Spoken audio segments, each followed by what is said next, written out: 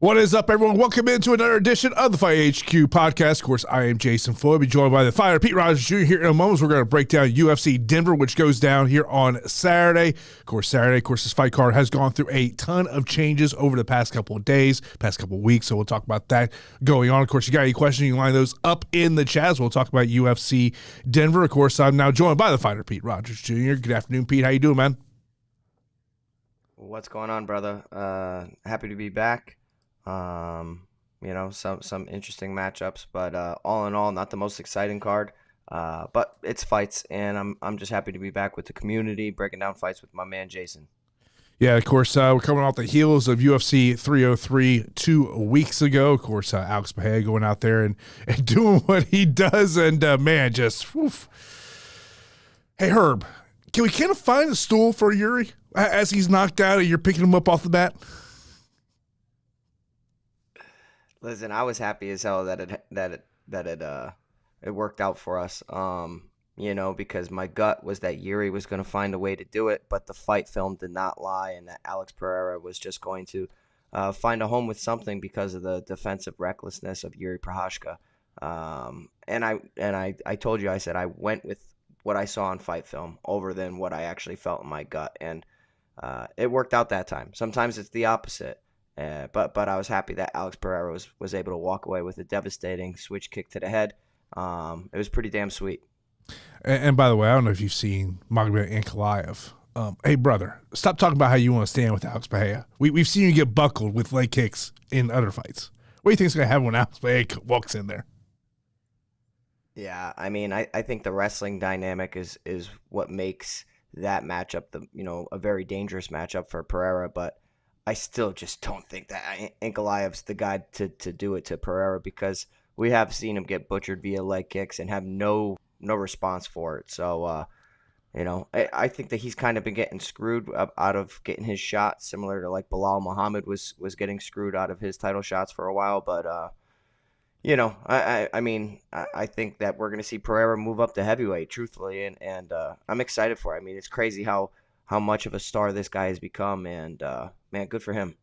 Yeah, I mean, I was talking about my podcast earlier on today. People can check it out, the MMA Report podcast, and we were talking about the top 5 fighters in the UFC that get you to the television set. I don't know if there's anyone above Alex at this point. I agree. I mean, I do agree. I think he's the new Cowboy Cerrone. He's the Khamzat Chimaev. He's the guy that the UFC is turning to help them out of bad situations. I mean, UFC 300, 303, and he's delivering too. It's not that he's just stepping up. I mean, he's stepping up, and delivering fantastic performances and looking pretty damn dominant. So it's a fast rise to the top, one that I didn't necessarily see coming. I mean, you think about his debut against Andreas Mihalidis, and then having that 15-minute war with Bruno Silva, and now to see what he's doing to people. I do think that 205 and up is the true home for him.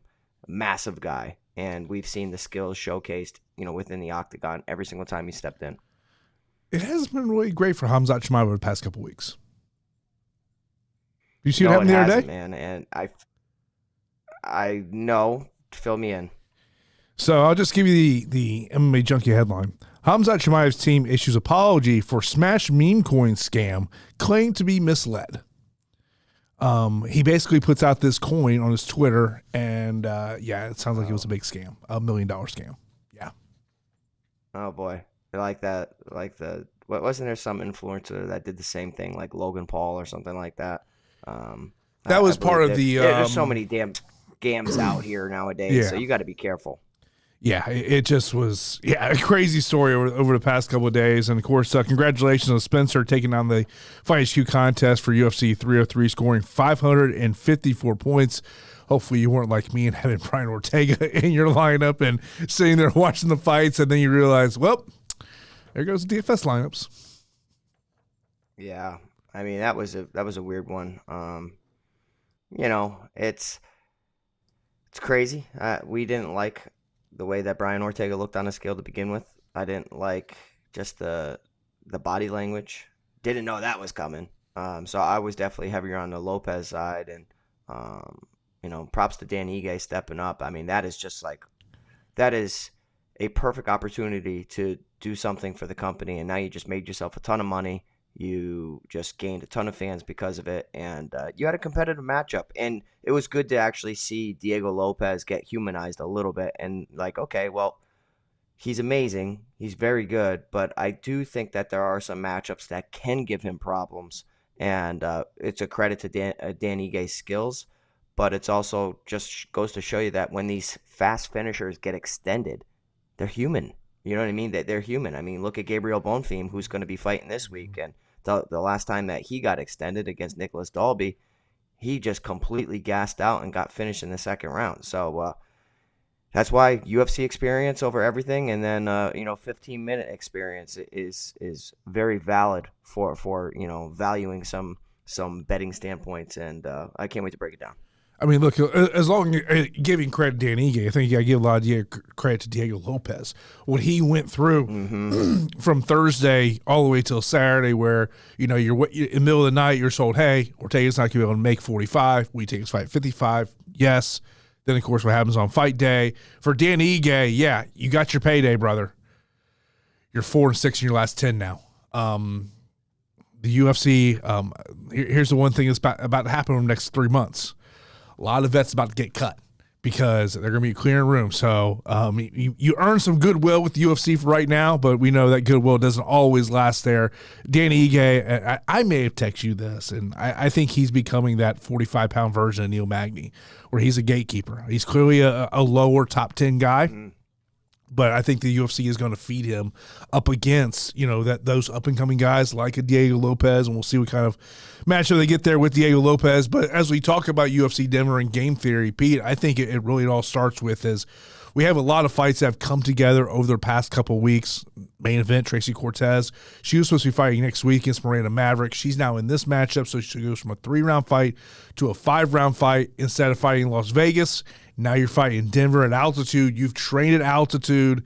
And I think that's going to be really a theme as we talk about these fights is what fighters have the cardio to go 15, or if we're talking about the main event, potentially going 25 minutes.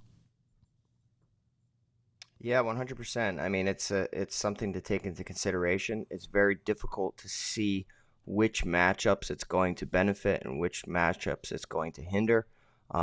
We can point to some evidence in the past where we've had fighters gas out.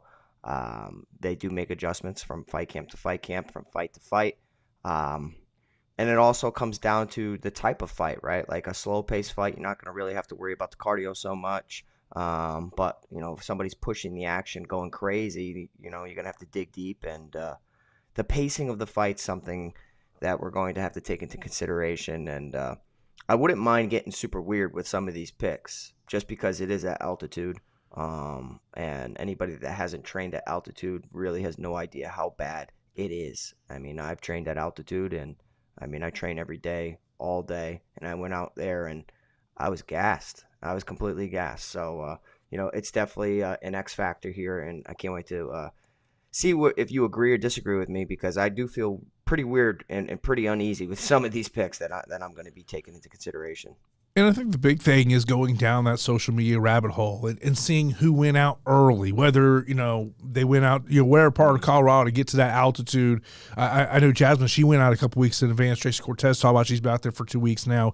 But then also you look at the fighters who do train in Colorado on a 365-day basis. You look at someone like a Josh Frim, Cody Brundage, even though definitely not that actually, I will tell you, when I was looking at the DFS salaries, that was when I was actually surprised to see where the salaries were, and I just feel like I'm probably going to have way too much exposure Alhassan this week, just because I just look, Cody's my guy. You just can't trust him. I mean, that's just the reality of it. You just can't trust him, and there are some matchups that I look at and I say these are GPP fights. I look at the co-main event of Santiago Ponzinibbio and Muslim Salikhov. I think that's a GPP target for this week. I think you want to get to both sides. And I think the other fight I look at is Juicy J. If he doesn't get finished in the first round, and if you tell me that thing gets to the third round, Juicy J might be a guy this week that you have to look at as you're not going to feel great about it. Let's just be honest about it. You're not going to feel great about it. But to me, if he can get that fight into the third round, maybe he's got the cardio to eventually finish Christian Rodriguez in the third round. Oh, we're going to have some good conversation because I definitely feel like I'm on the opposite side on some of these matchups. So I can't wait. Let's do it. Okay, let's get right into the main event. Of course, it is a 125-pound matchup, 5 rounds. Of course, initially supposed to be Rose Namajunas taking on Macy Barber. Macy Barber, one of those fighters that had to pull out of this fight card. There's been a ton of fighters who have pulled out of this fight card. Rose Namajunas is a minus 225 betting favorite. Tracy Cortez plus 185. Namajunas 9,000 DK, $20 on FanDuel. Cortez 7,200 on DK, $11 on FanDuel. And Pete, first off, this is a golden opportunity here for Tracy Cortez. This is by far a massive step up in competition from who she has faced prior to this one. I think that she has done a incredible job of promoting herself leading up to this one, because if she can somehow go out there and get the victory on Saturday, and if Shevchenko doesn't want to fight Alexa Grasso at the Spear at UFC 306, she very well could find herself into a title matchup here. But to me, one of the questions I wrote down when I was looking at this fight, Pete, is who's the better offensive wrestler?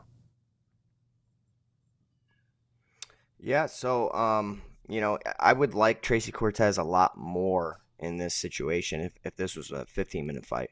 With it being 25 minutes and everything I've seen on tape, it's a tall task to go up against Rose Namajunas, the former champ, who has plenty of 25-minute, experience. She's fought this type of style before, of a fighter that can have decent hands into tons of takedown attempts. She had probably the worst fight ever against Carla Esparza, but this is a stylistic matchup that in 15 minutes, I think that Cortez can win 2 out of the 3 rounds.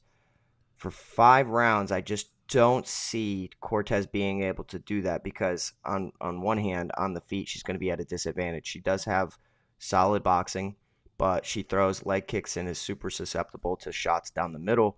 I think in multiple fights that I've watched, she throws leg kicks by themselves and gets hit with a straight right hand in return countless times.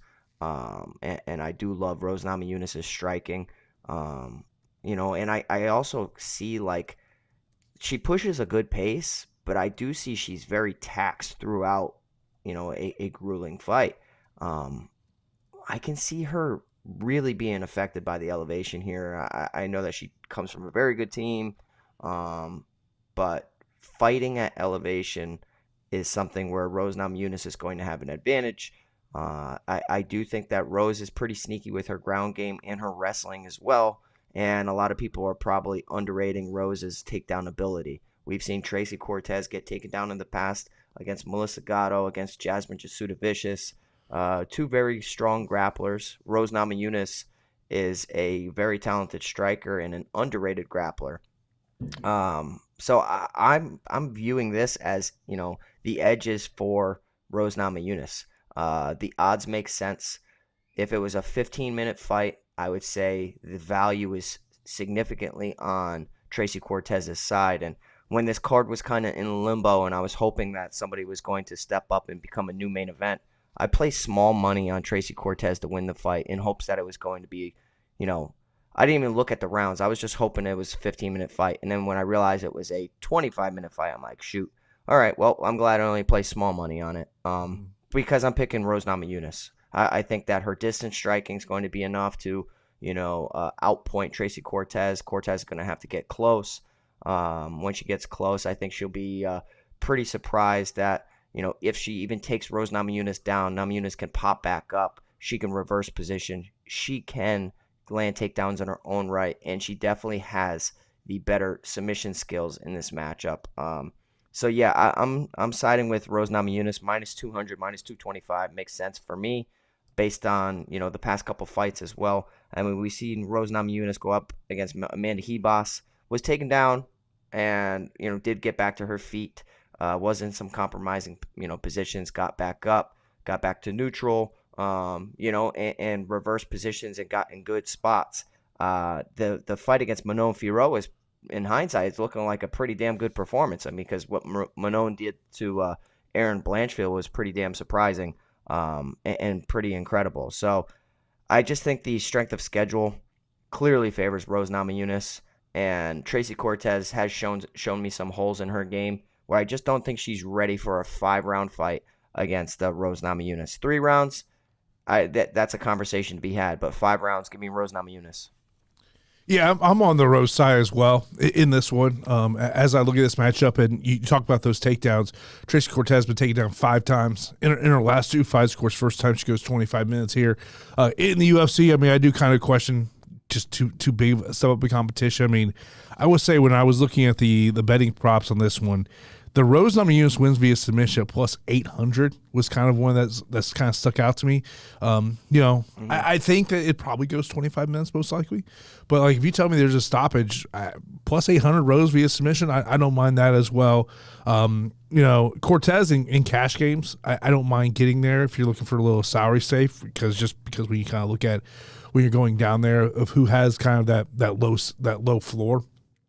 So, but to me, it's about Rose Namajunas in terms of that one. By the way, on FanDuel, I'll say though, this week, there is a definitely value on Tracy Cortez. She's only $11 on FanDuel, where Rose Namajunas is $20. So that's something to kind of think about if you play over there on FanDuel. Now, your co-main event is Santiago Ponzinibbio taking on Muslim Salikhov. Santiago is a minus 195 betting favorite, plus 165 for Salikhov. Ponzinibbio, 8,800 on DK, $19 on FanDuel. And for Salikhov, 7,400 on DK, $13 on FanDuel, Pete. And, this is one of those ones that I think could be a very sneaky GPP matchup. I mean, you're talking about, 2 guys who are on the backside of their career. Not trying to be disrespectful to these guys, but they're both on the backside of their career. But this is also one of those matchups that I'm scared whether they have 15 minutes of cardio, Pete. Yeah, so, I think it's a striker's delight, right? I think that Laureano Staropoli, what am I saying, Staropoli? Santiago Ponzinibbio and Muslim Salikhov are two good strikers that are sometimes in matchups where they have to defend takedowns and then utilize their striking. This is going to be a 15-minute kickboxing affair, and when we see that, it's going to be very, very technical. They can both incorporate takedowns into their game. I do think that Ponzinibbio, his resume is a lot stronger than Muslim Salikhov. I think that there's going to be good combinations from both. Good distance striking is going to be pretty high level. I'm kind of off this fight for most part. I know that you're saying it can be a very intriguing, GPP fight. And I think if you look at how these guys have lost, it makes sense. It does make sense. Like we've seen Ponzinibbio get knocked out.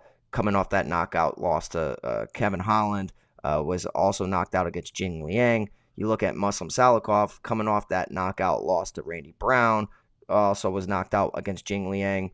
Sometimes, with these aged kickboxers that have taken a ton of damage, it could be a more methodical, patient approach where, they're not necessarily gun shy. They're just selective. And I do think that selective output in a kickboxing affair isn't the most DFS friendly. If a finish doesn't happen, I can see literally 75, 80 points for the winner here. And that's kind of where I'm just going to plant my flag in hopes that that's exactly what happens. They could throw a ton of strikes, ton of total strikes, decent amount of significant strikes. It be competitive, no knockdowns, no takedowns, and still not really break the slate. I'm picking Santiago Ponzinibbio to edge out Muslim Salikhov. I mean, having split decisions against 2 fighters that I hold in pretty decent regard, and Jeff Neal and Michelle Pereira, does age pretty well. We have Muslim Salikhov's strength of schedule not the best, with Francisco Trinaldo, Andre Fiallo, Nicholas Dalby. Like, those guys are mediocre at best, and I'm going to be picking Ponzinibbio's hands to win this matchup. I think that Salikhov, he's more selective with his combinations, whereas Ponz will kind of just throw out some volume to stay busy. So give me Ponzinibbio to win via decision here. But if you really do think that a finish comes, Jason's correct when it comes to saying that this could be a sneaky GPP target. I'm just kind of on the fence with that, thinking that it's just going to be 2 strikers taking their time, have to make sure they make no mistakes, or else their opponent's going to capitalize. So give me Ponzinibbio to win via decision. The reason I'm kind of thinking stoppage here is I'm thinking that we're going to get to the third round, and one guy's just not going to have the cardio there, and then we're going to see a third round finish, more from exhaustion more than anything else. I'm with you. I like Ponzinibbio in this matchup, but if you're playing multi-entries, don't mind getting to Salikhov there. If you look over the prop bets, TKO KO plus 165, Ponzinibbio plus 400 for Salikhov, decision plus 200 for Ponzinibbio, and plus 450 for Salikhov. Next up, we got Drew Dober taking on Gene Silva. Silva stepping up here, just fought 2 weeks ago. He is a slight betting favorite actually here, minus 115, minus 105 for Dober. Dober 8,200 on DK, $16 for FanDuel. Silva, he's 8,000 on DK and $17 on FanDuel. And this is one of those ones, Pete, where I look at it and say, obviously Silva's got a great opportunity. Dober loses out on his opponent, Mike Davis, who tore his bicep. So he gets this opportunity. But I'm sitting there going, you fought 2 weeks ago, and now you're fighting at altitude. And that is a scary proposition for me to have a lot of faith in Silva in this spot. But I understand if Pete, you go with the mindset and say, you know what, I just don't trust the chin of Drew Dober at this stage of his career. Yeah, I mean, who the hell would think that I'd be like sitting here scratching my head over Drew Dober versus Gene Silva fight? And it's like, Drew Dober is very good offensively. The problem that I see with Drew Dober is that there's there's no changes and there's no strategy. And as somebody who values strategy and game planning, it's like, what the hell's the game plan? You just go out there and you just throw caution to the wind, get into a firefight, eat some shots, leak from your nose, get your eyes swollen up, and hopefully you land that big left hand of yours and not get knocked out in the process. I mean, there was a time where Drew Dober's chin was insane, and he was taking shots. I just don't know, man. I think that there's no – he shells up okay, but it's while he's throwing his hands, his other hands are not in proper position, to block anything. And it's just in those in-betweens, I can see a guy with Gene Silva's power just clipping him. I really can. And not to mention, Gene Silva, he has a very good submission skills. He had very good submission game to him as well, where we know Drew Dober, not good when it comes to the submission department. We'll try every now and then to just clinch and possibly get a takedown, but he just wants to stand and strike. Whereas Gene Silva can hurt him and snatch up a neck. He has a very sneaky guillotine as well. And now we don't have to worry about Gene Silva necessarily cutting weight, because this guy has already proven that he can't make 145. So now you're going to be fighting Drew Dober at 155. So it's I don't know, man. I think I'm picking Gene Silva. I really do, which is really, really surprising, because the only thing in Drew Dober's favor is the fact that trains at elevation and has a wealth of UFC experience. But when you start looking okay, well, Matt Frivola, pretty similar to Gene Silva from a power standpoint, throws very wide shots. He hit Drew Dober and finished him really, really quickly in that matchup. And granted, there was a threat of a takedown, but I think that Gene Silva can do the same thing. He can do the same thing to Drew Dober. The Terrence McKinney fight, McKinney was putting it on Drew Dober. And if McKinney wasn't so much of a, half a round guy, I think he wins that fight. But because there's a little bit of quit in McKinney, Dober was able to come back. I think that Gene Silva is going to knock out Drew Dober or submit him. So I hope I'm wrong, because I'm not a big Gene Silva guy. I like Drew Dober, always root for him. But I am a big Fight Nerds guy, and Gene Silva comes from Fight Nerds. So I'll be picking Gene Silva for the slight upset here to get a finish over Drew Dober. And that submission prop for Silva plus 700, the TKO KO prop for him plus 185, for Drew Dober plus 175. And maybe if you do think this thing can go 15 minutes, which I would not imagine that's going to happen, plus 450 for Drew Dober, plus 600 for Silva there. But then, I mean, look, if you're looking to save some salaries, and this is probably a fight you might want to target in terms of GPPs. Next up, we got Bonfim and Loosa. Loosa plus 255 betting underdog, minus 330 for Bonfim. Bonfim 9,300 on DK, $22 on FanDuel. Loosa 6,900 on DK, $10 on FanDuel. And this is a matchup that I keep thinking about, and I go, man, like, Bonfim doesn't get this thing done early. How nervous are we going to be if this thing hits minute 7, minute 8?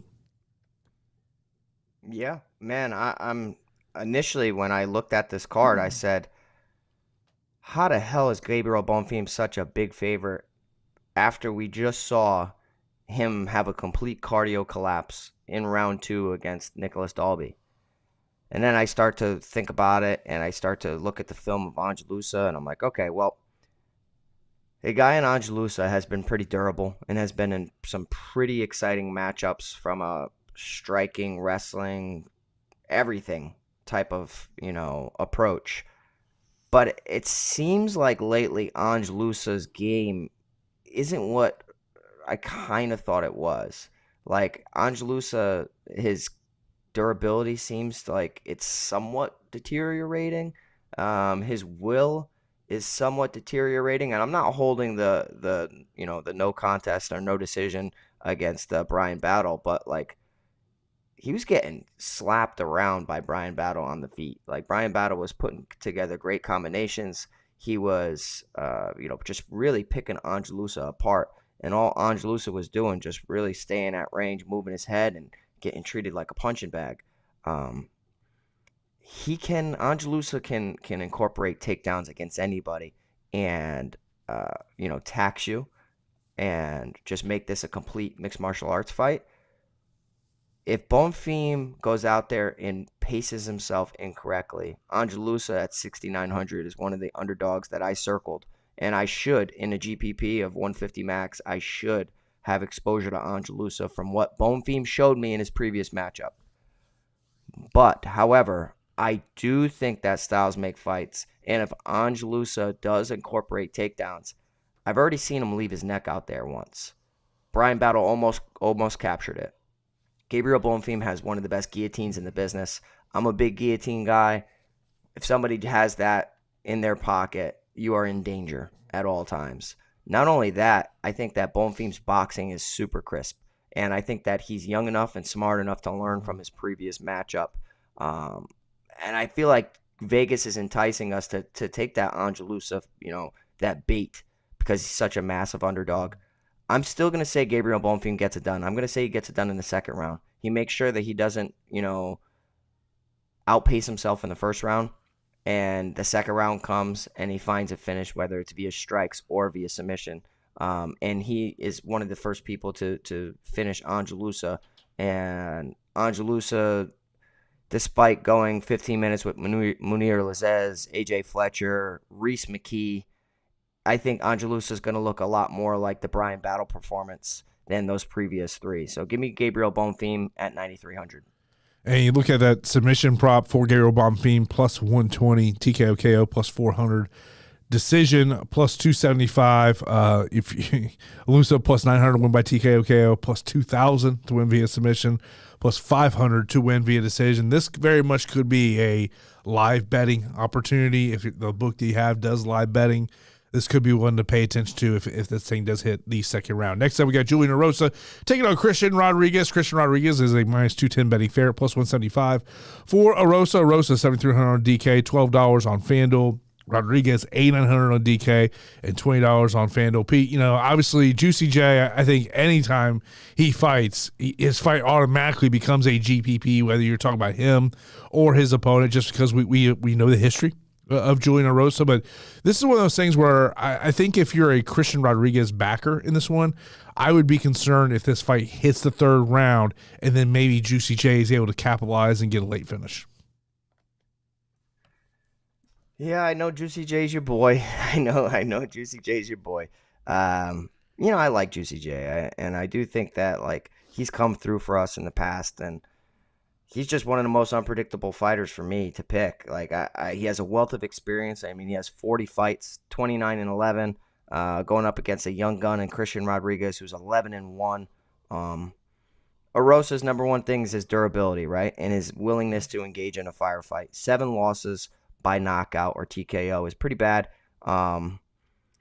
It's not a testament to how skilled he is, though. Like, he's a very, very skilled mixed martial artist. His striking's good. His offensive game, whether it's submission game or whatnot, is very, very deceptive, and it's a very good trait, a part of his game. I almost think he's a better submission artist than he is a striker. And I'd say he's above average in both. It's just his durability, and that chin is like very hard to be trusted. Because at any point, one shot can just really end it. Got knocked out against Fernando Padilla, knocked out against Alex Caceres, Sung Woo Choi, Julio Arce, Devontae Smith. But he's also been able to eat shots too. So it's something that is just like, it's very difficult to put your finger on. Like, I would expect Nate Landwehr to go out there and knock him out. Nope, he finished Nate Landwehr somehow. I would expect Sean Woodson, despite having no power at all, but out-volume him and, just possibly rock him. Nope, Sean Woodson, he finished him. Charles Jourdain has very good power. Expect Charles Jourdain to go out there and finish him. Nope, he finished him. So it's like, okay, well, he's just very difficult to deal with and very difficult to decide whether you think he's going to get a win or a loss. If you like the number attached to it, I don't blame you at all. I do, however, think that in this matchup against Christian Rodriguez has him covered. I think Rodriguez at minus 200 makes sense. Going the distance with Dogarian, split decision, questionable decision, beating Cameron Simon and Raul Rosas Jr. goes to show that his ground game is legit, and we knew that when he came in and debuted against Jonathan Pierce on short notice, up a weight class. So it's a long-winded way of me saying that I think Christian Rodriguez's defensive grappling is good enough to not get submitted, and his striking is equal to or slightly better than Julian Erosa, and I favor his chin. So I'm expecting a slower-paced fight. Not a slower-paced fight because this is featherweight, but like a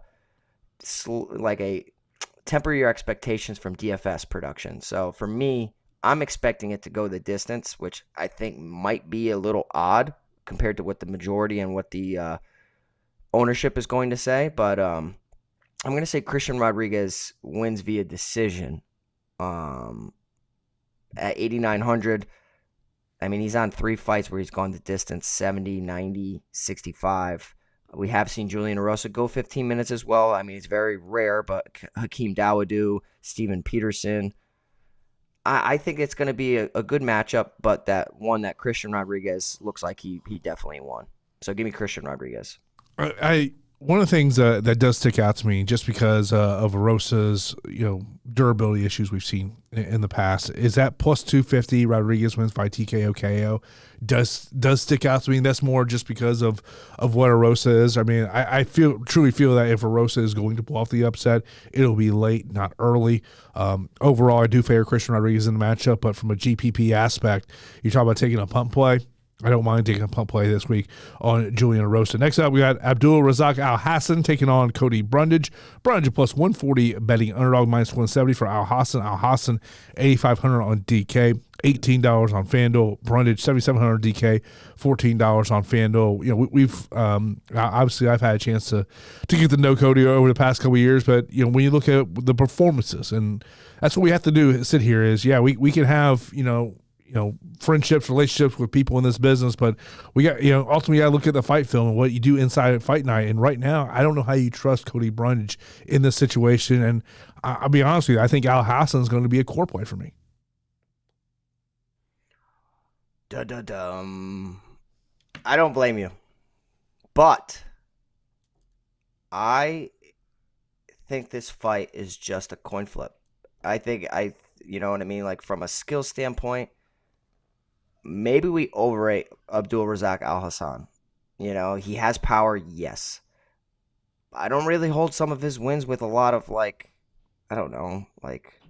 Ribeiro. Okay, wasn't a big Ribeiro guy.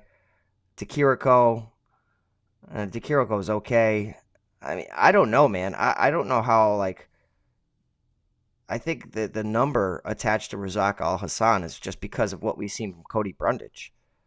I don't know who the hell Cody Brundage's manager is, but the fact that he has this many fights in the UFC is crazy because I expected him to be like a couple and done. He's hung around. I mean, this guy has had way more fights. I just don't understand.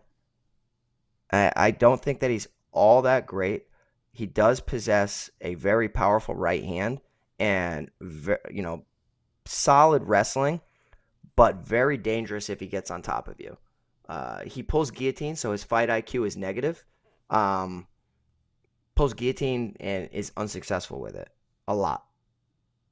His submission game is something I think is going to be better than Abdul Razak Alhassan here. It's just if he stays standing, I think that he's alive to get knocked out, and we've seen kind of that not quit, but he wilts under pressure. And if Abdul Razak Alhassan puts him in a compromising situation, even if it's just like hammer fist to a failed takedown attempt, like we could see Abdul Razak Alhassan getting a pretty easy win. It's just so volatile, and I think that Abdul has weaknesses in the game that can be exposed by Cody Brundage, and it's if he gets put on his back, if a submission is there, if even a big shot. Like I really do think that Cody Brundage has a sneaky right hand. I mean, him cracking Trayshawn Gore, getting on top of him, throwing good ground and pound and knocking him out from mount. I think that's impressive. I can really see that same thing happening here against Abdul Razak Alhassan. I could also see Abdul Razak Alhassan go out there and finish Cody Brundage, and it looked like one of the easiest matchups he's had in the UFC. He's fought Pfeiffer, Ribeiro, Buckley, DeKiriko, Malkoun, Williams, Lazez, Price, Hamasi twice. It could definitely be the easiest matchup, but I also think that his skills now in 2024 are not improving, and I don't think that he's the same type of guy he used to be. He's pretty figured out. I'm opposite of you. And I told you I'm going to have some ugly picks. I'm going to back the ugliest pick ever. I don't think I've ever backed Cody Brundage. I'm picking Cody Brundage here to pull off the upset at 7,700. I think he's got to wrestle. He's got to wrestle. If this gets a firefight, I think he gets KO'd. And I think that's why you see the Alhassan wins by TKO KO is at minus 120 heading into this one. By the way, Alhassan via submission plus 1,800. So it kind of tells you where the betting public's at. But the reason why I think I'm like so willing to back Cody Brundage, I think even though Alhassan trades at elevation, I think fighting and training at elevation is going to help you for a fight, 100%. Mm-hmm. But I do just view him as almost a gasser no matter what. And I feel like if there's a situation that could favor his opponent, it's at elevation. So I know it's kind of odd, it's kind of crazy, but I am picking Cody Brundage. So I just think if you play the under in that fight, that's probably the safest bet from a betting standpoint, but it's probably juiced like crazy. Oh, I got to imagine under 2.5 is juiced to the gills. I'm just going to pull it up right now. It's got to be under 1.5. Oh, yeah, under 1.5, yeah. I was actually looking at some unders when we were doing the show because there were some fights that kind of stuck out to me. Let's see here. The under, the under 1.5 is minus 132. The under 2.5 is minus 315. I like under 2.5s, obviously, because it's so easy. And it's much easier than 1.5 when you lose by 20 seconds. But goodness, man, I mean, this can end in round one pretty easily. Yeah, it very well could. Next, we got Joshua Van taking on Charles Johnson. Johnson plus 185 betting underdog minus 225 for Joshua Van. Van $8,700 DK, $19 on FanDuel. Johnson $7,500 on DK, $12 on FanDuel. And Pete, we've seen Charles Johnson get taken down a lot. Survives those takedowns, and we see him more times than not loses the opening round, but somehow he just continues to come back in these fights. Yeah, what's crazy is they're both pretty slow starters. Joshua Van and Charles Johnson both give away first rounds at a pretty significant clip. I definitely would say that Joshua Van is the better of the two. Van kind of builds into his fights, and Charles Johnson capitalizes on grapplers that gas out from attempting to take him down. They both don't have to worry about takedowns in this matchup because they are going up against kickboxers who really enjoy standing and trading. I will tell you, though, that I think in certain situations when these guys get clipped, they will clinch a lot more than people think, and that they will both attempt takedowns. Charles Johnson, will attempt some takedowns. Usually it's just on the defensive. Joshua Van has some wrestling that a lot of people don't realize. And that was kind of what was so compelling about the Tagir Ulanbekov and Joshua Van collision is like, okay, well, we know that Van is the better striker, and he throws with great volume, attacks the body like some of the best in the sport. But can he handle the wrestling of Tagir Ulanbekov? Can he get back to his feet? Can he defend some takedowns? Could he even, land a takedown in his own right? Well, we've seen him wrestle in his past 2 fights against Kevin Borjas and against Bunes, land 2 takedowns and 1 takedown. He has the skills. He just chooses to strike instead. I think that Van has Charles Johnson covered here. I really do. Azat Maxim for Charles Johnson picking up a decision there.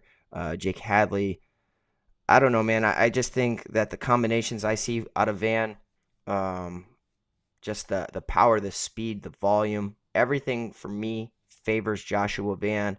And if this becomes a clinch type of battle and they start to wrestle back and forth, I do favor Van to get takedowns in his own right. And Van's wrestling is good enough to expose that hole of Charles Johnson, who he gets taken down, but he gets back up. I'm going Joshua Van. I'm pretty big on Joshua Van. Not the biggest Charles Johnson guy. In certain matchups, we can pull the trigger. I don't think this is it. I mean, not too long ago, he lost to Ode Osborne in a 15-minute decision. Cody Durden, Estevam.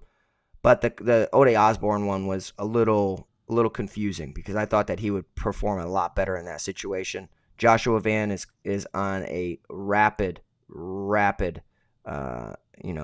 ascension to the top of the division. Give me Joshua Van here at 8,700. In the past, he's crushed the box scores at 106 and 134. I am expecting it to be more like the Zhumagulov fight, scoring about 80.2 to 90, despite throwing a ton of significant strikes. So Joshua Van via decision. Yeah, I like Joshua Van here, and the betting public also likes Joshua Van via decision.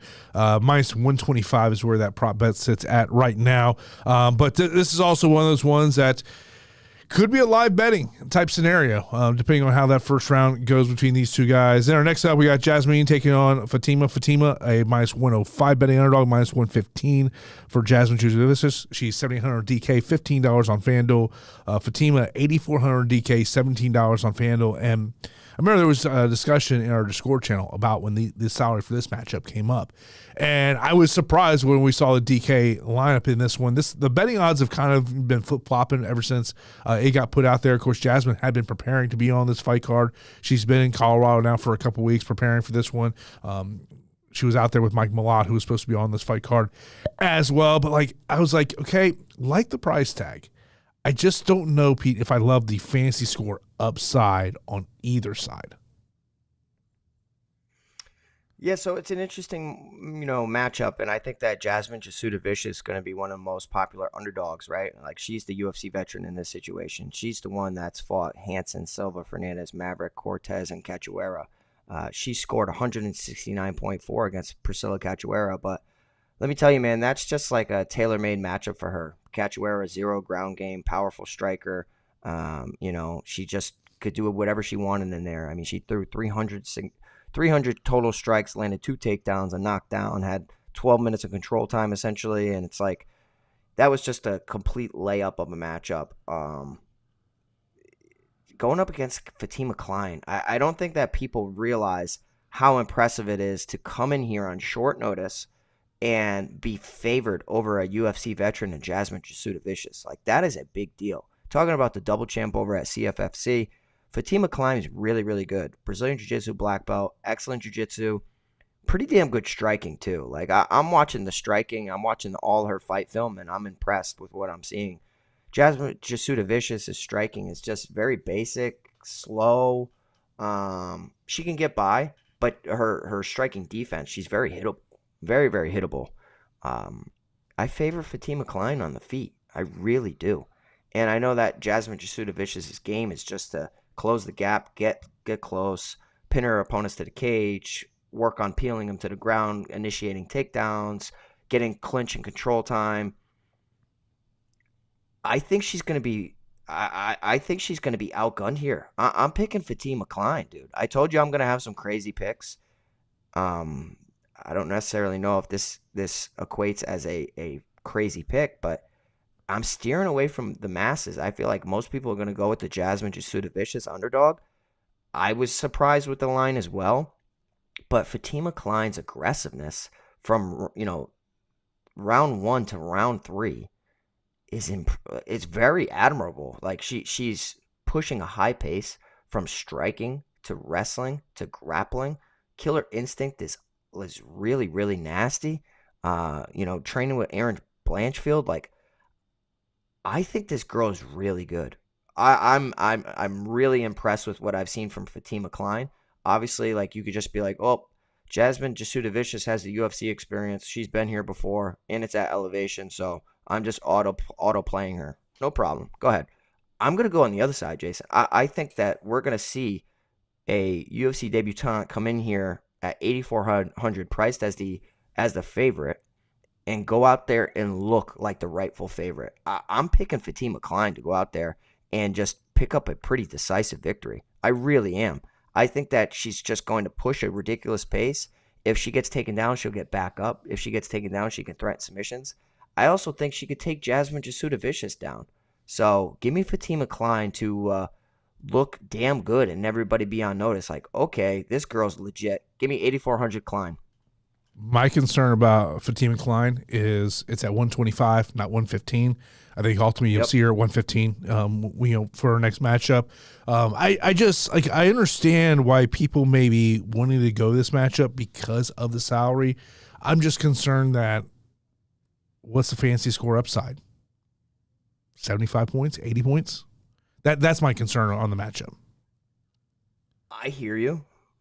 When I'm watching this girl's fights, the pace I'm watching, and granted it's at elevation, so temper expectations, I'm looking at this girl and I'm like, it's like a men's flyweight pace. Like they're going out there like Joshua Van could break the slate with the pace that we've seen.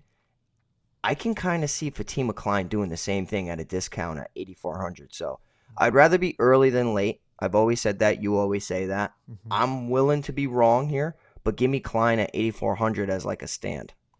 Next up, we got Montel Jackson taking on Devon Blackshear. Blackshear plus 120, betting underdog minus 140 for Montel. Montel A600 DK, $18 on FanDuel. Blackshear 7,600 on DK, $14 in FanDuel. I was actually when I was kind of just going down that Instagram rabbit hole, seeing what Blackshear has been doing over in Thailand, preparing for this one. Montel Jackson, I always feel like I just don't know if we've seen what the ceiling for him could be. When we talk to people up there with around that team up there in Milwaukee, I mean they talk about one thing people always talk about is he's got massive hands for a 135-pound fighter, but this is one of those matchups where I think if the salary was a little bit lower, Pete, I'd probably have more interest in Montel Jackson than I currently do. Yeah, so I'll tell you right now that everybody's favorite underdog, I think, is going to be Devon Blackshear. I think it's like, Jasmine Jasudavicius from women's MMA. She's the vet.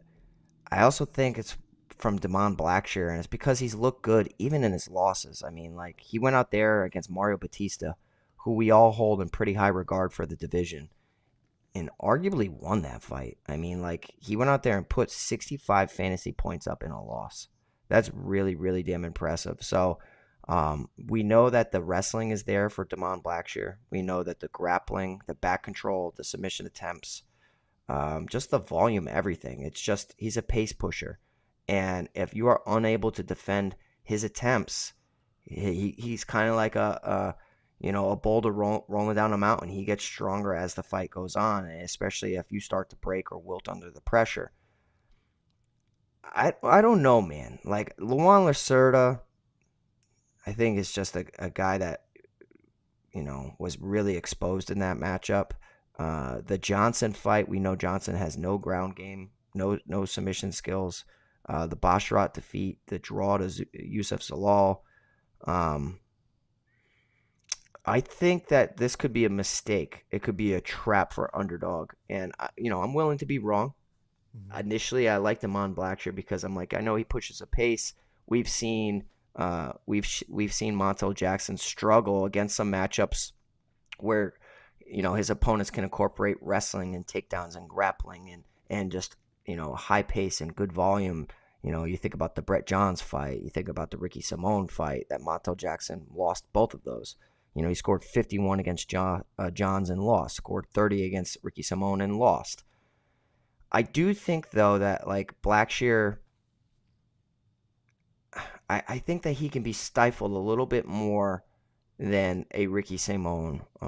We can see Montel Jackson go out there, have the power advantage over Damon Blackshear, have the wrestling to negate some of the Damon Blackshear attempts.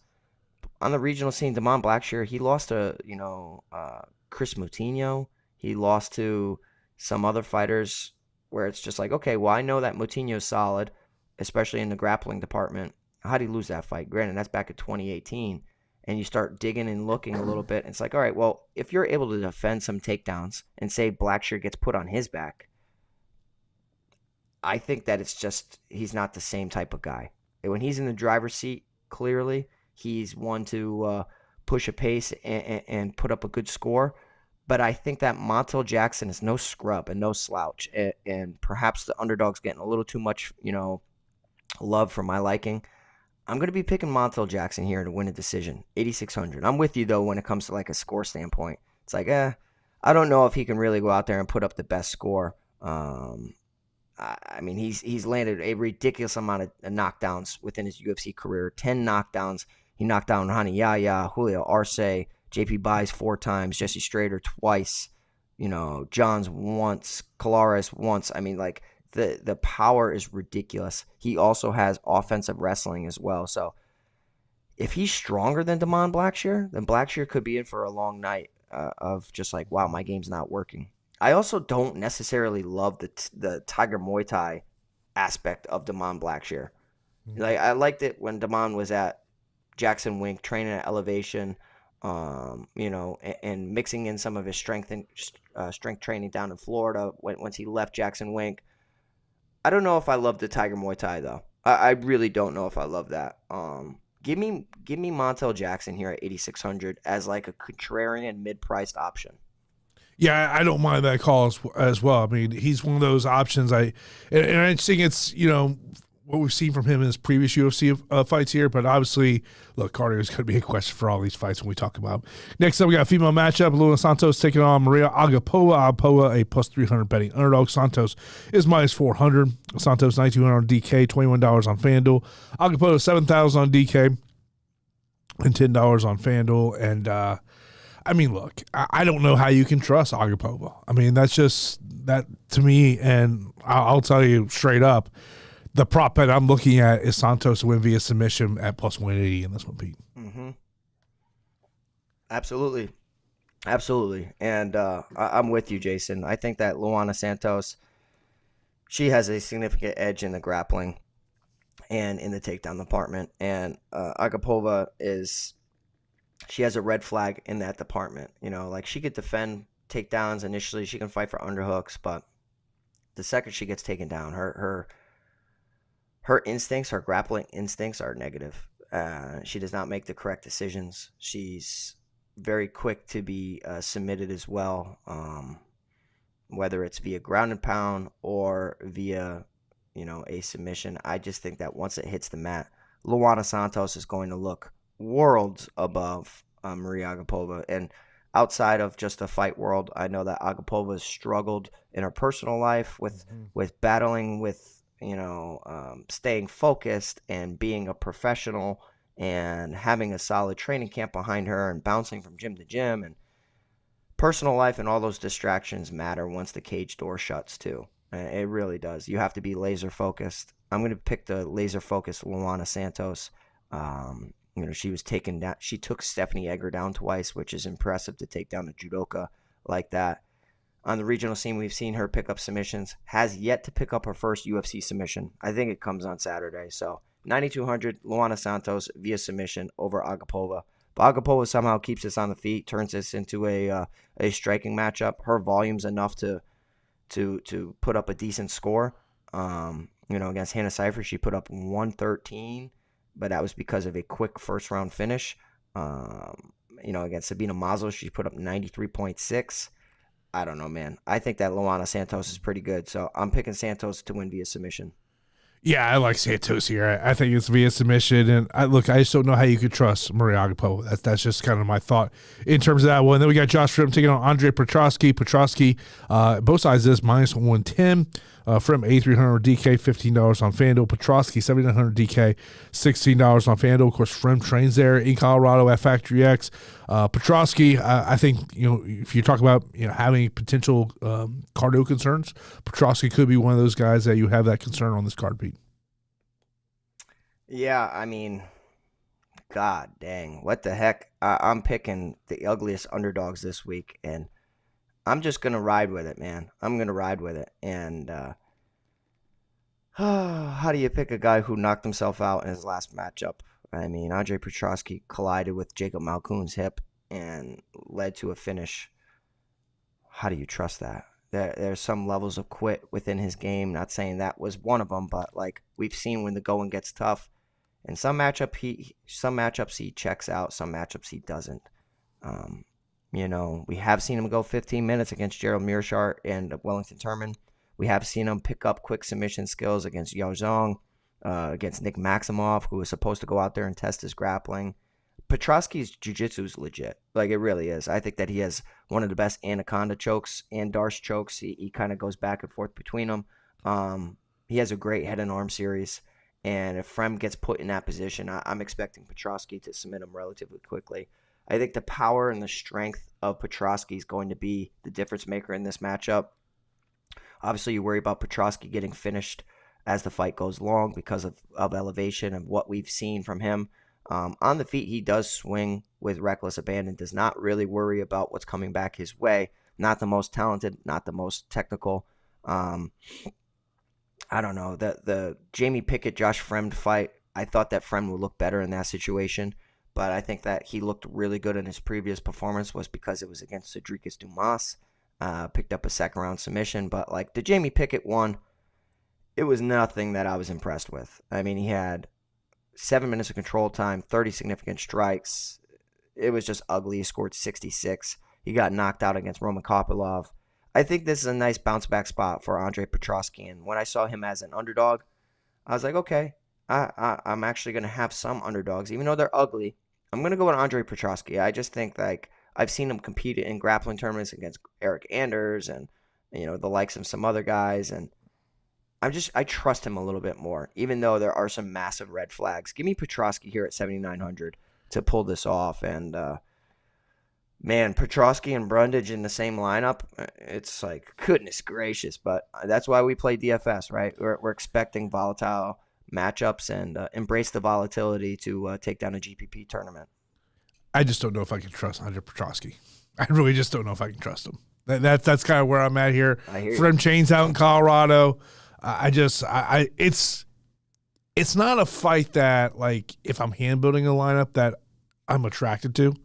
Like, it might be, last one or two fighter in if they're getting into the lineup. That's just the way I look at it. And then we got a matchup that was added just a couple of days ago. Evan Elder and Darius Flowers. Flowers, a plus 330 betting underdog, minus 425 for Evan Elder. Elder, 9,400 DK, $23 on FanDuel. And for Flowers, 6,800 on DK and $8 on FanDuel. And, man, it's kudos to both these guys to take a fight on literally, I think, like 3-4 days' notice. And you're going to be fighting elevation, Pete. Yeah, no, I hear you. It is. Kudos to them. It's impressive. I'm a pretty big Evan Elder guy. I like him a lot. I think that we've seen some great moments from him in the past. I mean, he lost to Nazim Salikhov because of a massive cut, but he was looking really good in that matchup. It was a competitive fight. He looked good against Valdez. His wrestling's always going to be there, and I think his wrestling can be the difference maker against Darius Flowers.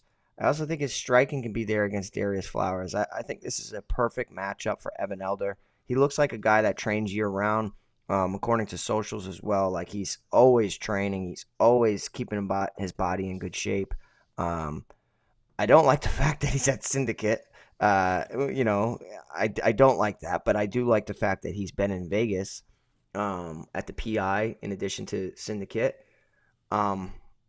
I think Evan Elder's going to go out there and smash Darius Flowers. I really do. I don't think Darius Flowers is good at all. I think he just got the call up to fight on short notice against Matthews, and now he's just hanging around with the remaining fights on his contract. So I think Evan Elder is going to be a priority play for me, with it being on short notice at elevation.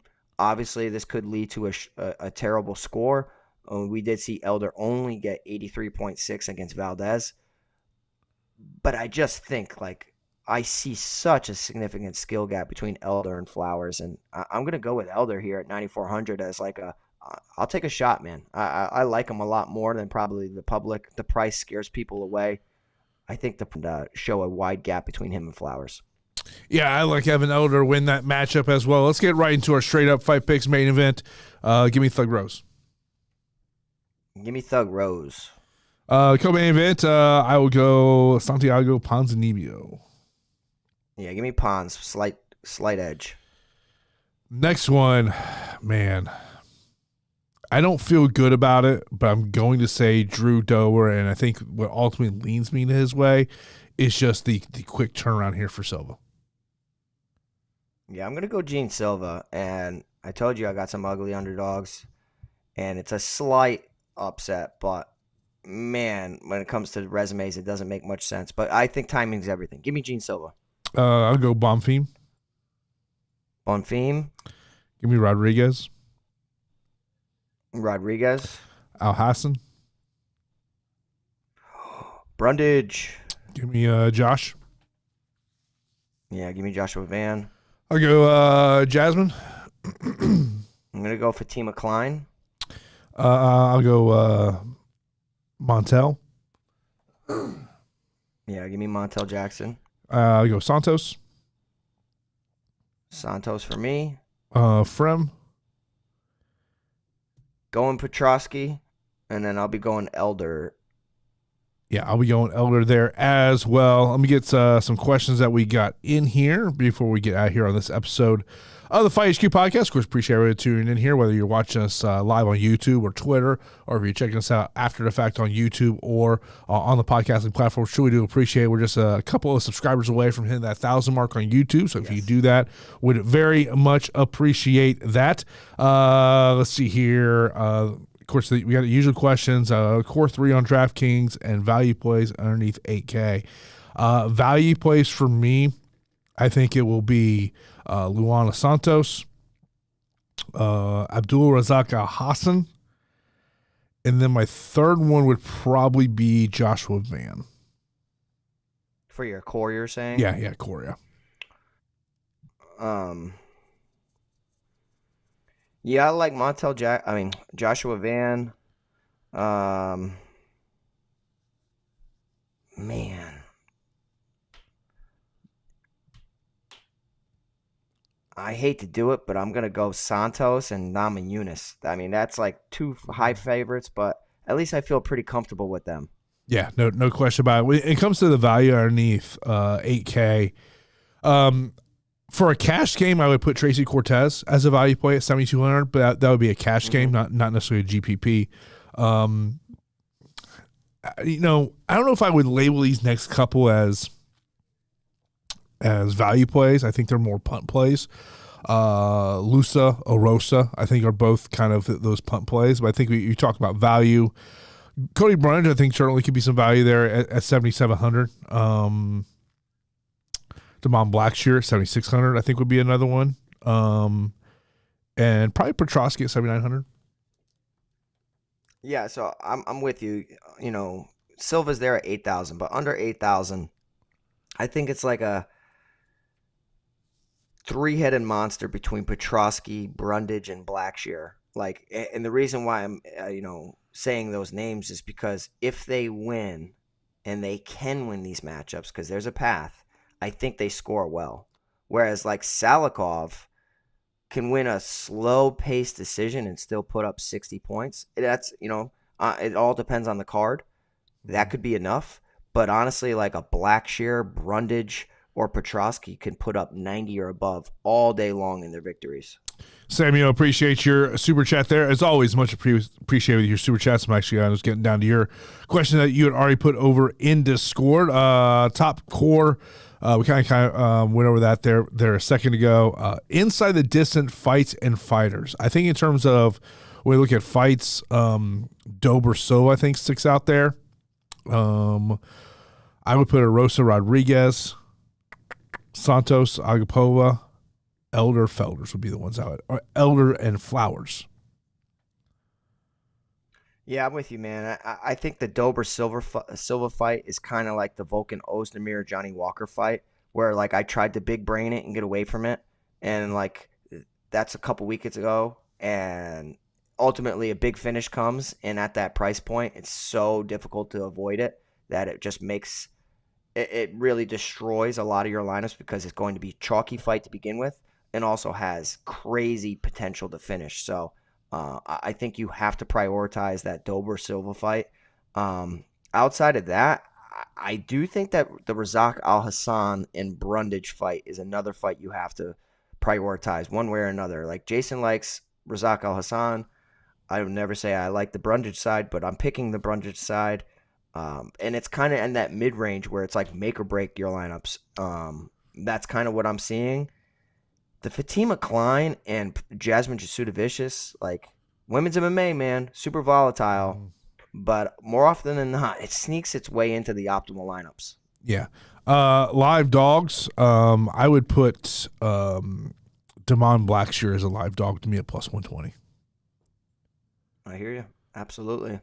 Jason, can you believe that we are 3 subscribers away from 1,000 subscribers? Like, yeah, thank you guys so much for the community. I mean, if you could just help us get 3 more, we're finally going to reach that 1,000 mark. And it's been a grind, but it's credit to you guys for supporting us. Top pump plays, Loosa and Erosa for me. Yeah, I definitely think that Erosa is probably better than Loosa, but I don't hate that call at all.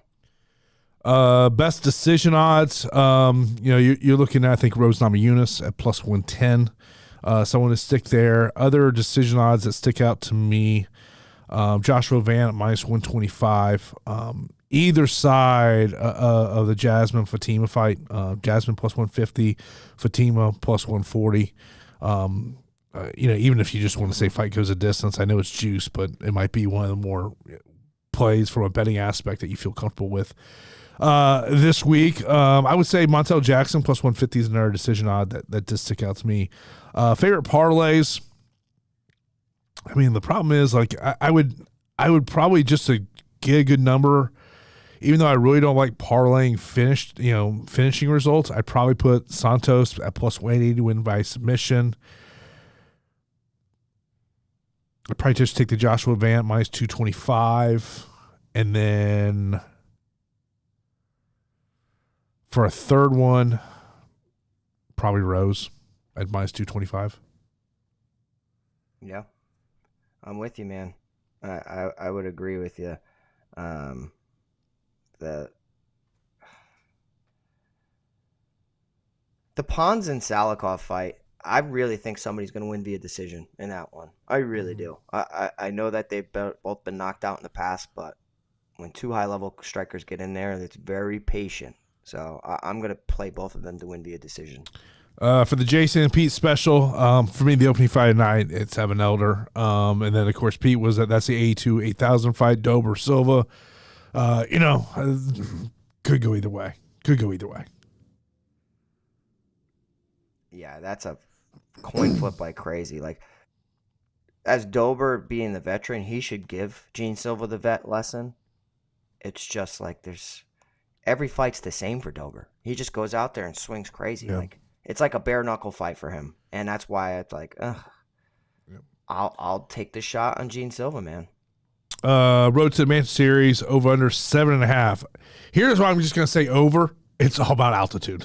That's the only reason I'm gonna say over. Yeah. Yep, I'm agreeing. And that's a high number, but I do think that there's going to be a lot of finishes. Yeah, to me, it just ultimately comes down to is do we stick at 12 fights? I mean, we've seen how this has played out in the UFC. By the way, speaking of, I guess you're related to bare knuckle. So next Saturday here in Tampa is the Jake Paul Mike Perry fight. Pete got a marketing email from Amalie Arena. Buy one, get one. Buy one, get one. Oh, my God. So that should tell you how ticket sales are moving. What are we doing? What are we doing? I think MVP, which is, of course, the promotion company for Jake Paul, they've made the valuable promotional malpractice error of not putting local fighters on the card. That puts people in the building. But yeah, when I got that marketing email, I was like, ooh, that is not a good sign. That is not a good sign at all. And I'll tell you what, in this month, I did not realize this till I was doing some prep with my podcast last night. Weird month in MMA. No PFL, no Bellator. We just have these 3 UFC events in terms of notable MMA fight cards.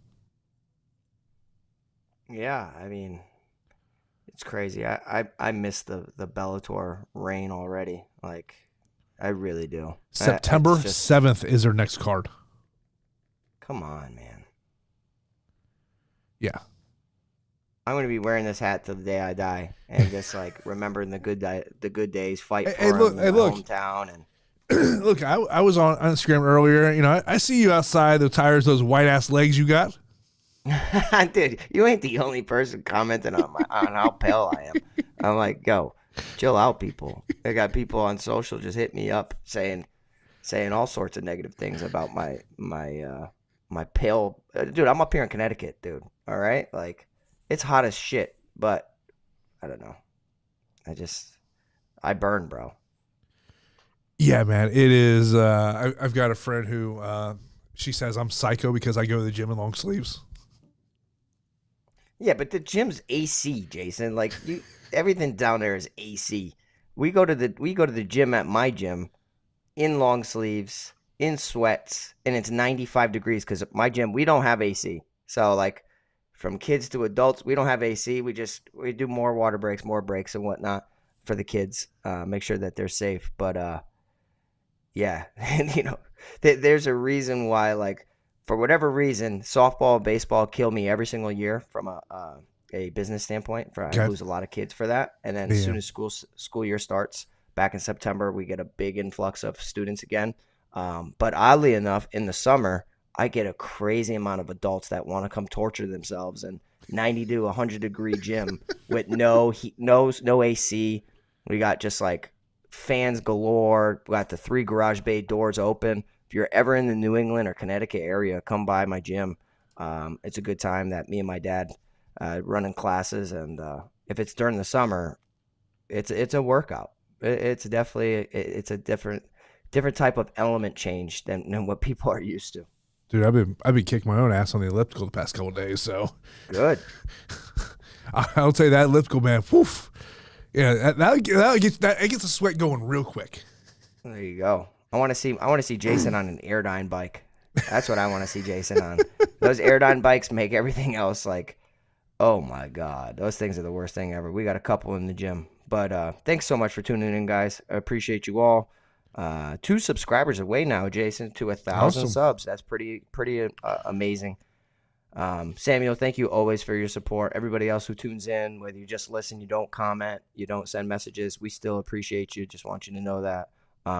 Join the free Discord in the link below, and let's win some money. I want to see some screenshots, and I want to see some big bet slips, and hopefully we could take down a tournament. Yeah, we also have the DraftKings contest is already live. That's right there in the description below. So be sure to get into that contest. A nice little contest. Get in there and look, you don't have to get 700 points to win that contest. Usually, if you can get anywhere from about 550 to about 600, you're in a pretty good spot to win that contest. So be sure to get in those contests over there on DraftKings. Of course, next week we got 2 weeks from now, we have UFC 304. Next week we're back to Apex Fighting. Ooh, if you've not looked at that fight card, Pete, you thought this one was bad. No, I haven't. I heard it's bad though. I will say this. Obviously, notable fight in the main event with the man Lemos and Vernon Jandaroba. The other fight that really stuck out to me that I think should be a fun fight will be Duho Choi and Bill Algeo. Jesus Christ. Yeah, but just wait till you look at that fight card. You're just going to be like, what am I doing here? Feels like a nice week to take off. Yeah. I literally, you look at that fight card, you go, yep, we're back to Apex Fighting. There's no doubt about it. We're gonna hit that 1,000 subs and take an extended vacation until a good card comes back. Well, that would be the end of the month at 304. Fine by me. Look at this thing. This thing is atrocious. Oh my god. And we're gonna have to really make picks and stands on this. I better start early because that's the only way I'm going to be able to stomach that card. So, all right. That is next week, UFC Vegas, whatever number we're at this point, 93, 94, 90, whatever number it is. But yeah, I was looking at that fight card earlier today. I was like, woof. That is a rough one. But of course, we do appreciate that everyone that tunes into the Fight HQ podcast each and every episode. Of course, if you subscribe on Twitter, on YouTube, hit that thumbs up button. That does help us out a lot. Leave a comment. Myself or Pete will definitely get in those comments after the show is done. So let's go wrap up for this edition of the Fight HQ podcast.